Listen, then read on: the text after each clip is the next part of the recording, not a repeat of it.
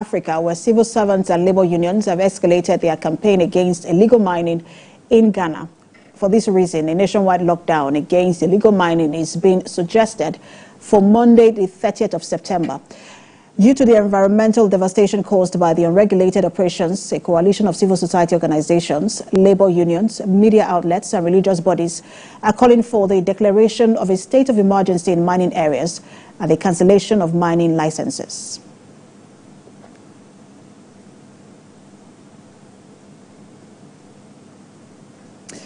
The White House has announced that in his first trip to the continent while in office, U.S. President Joe Biden will visit Africa next month. He will first travel to Berlin, the German capital, to bolster alliances and to express his gratitude to Germany for supporting Ukraine's defense against Russia, as well as other issues. He will then be in Angola between the 13th and 15th of October, where he will discuss firming up economic ties and boosting security, and a vision for a rail project that would start in Angola to link the Atlantic and Indian Oceans. According to the White House, President Biden's visit to Luanda will be a pointer to the commitment of the United States towards its African partners. Now, Nigeria has re-echoed its call for a permanent seat at the United Nations Security Council and also called for a new global financial pact. Nigeria's statement at the UN was read by Vice President Kashim Shettima, and TVC News State House correspondent Femi Akonde reports from the United Nations headquarters in New York. Vice President Kashim Shettima reads the national statement of Nigeria on behalf of President Bola Tinubu. He echoed Nigeria's position on the global action against existential challenges faced by the international community. Nigeria has called on world leaders to recommit themselves to multilateralism by deepening relations among member states of the United Nations, in line with principles of inclusivity, equality, and cooperation. We are particularly mindful of the imperatives of achieving the advancement of youth and women as a factor in national development, peace, and security.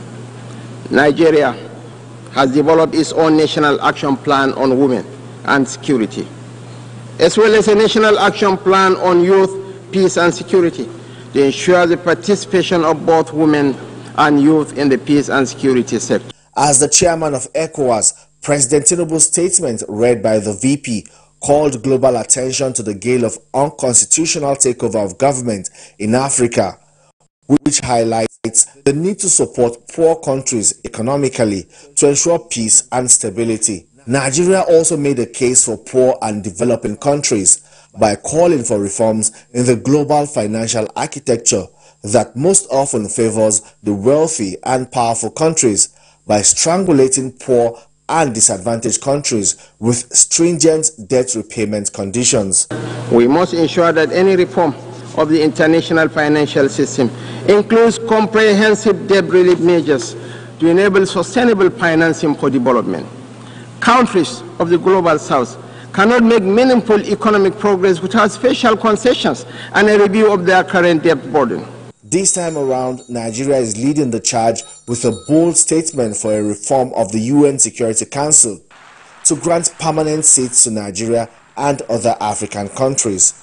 Nigeria is urging the United Nations to galvanize global support in tackling the root cause of conflict, which includes poverty, hunger, inequality, and exclusion, as well as other forms of injustice. Nigeria insists the buck stops on the table of the United Nations if indeed there is a determination and shared responsibility to make the world a better place. Femi Akonde, TVC News, New York. Nigeria has solicited the support of Finland in its pursuit of a permanent seat at the United Nations Security Council. As the most populous country in Africa and the world's sixth most populous nation, Nigeria has already indicated interest in the UN's Security Council seat after calls for reforms and expansion of the Council by some UN member countries. Senior correspondent Femi Akonde reports from New York. Vice President Kashim Shettima, who appealed for Finland's support, said Nigeria remains a superforce in Africa and would do all within its reach to close cultural links and ties in the effort to reunite the economic community of West African states and further leave no stone unturned in the quest to stabilize Africa. On his part, President Alexander Stubb of Finland expressed total support for the expansion and reconstruction of the United Nations Security Council, saying the dictates and dynamics of the modern world demands such change. Also on the sideline of the UN General Assembly, Vice President Kashim Shettima met with the African Union chairperson, Musa Faki Mahamat. The two leaders talked about the need for consolidation of democracy as well as peaceful collaborations. The vice president indicated Nigeria's interest in hosting the Africa Central Bank, insisting that Africa has come of age to host one.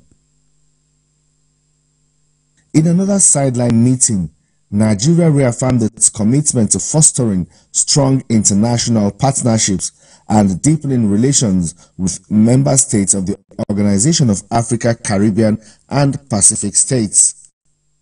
Vice President Kashim Shettima, who is representing President Bola Tinubu at this year's UNGA, said this at the high-level meeting chaired by Angola. He reiterated the importance of solidarity among member states in the face of numerous global challenges. The vice president emphasized Nigeria's commitment to the organization's goals while addressing pressing national concerns.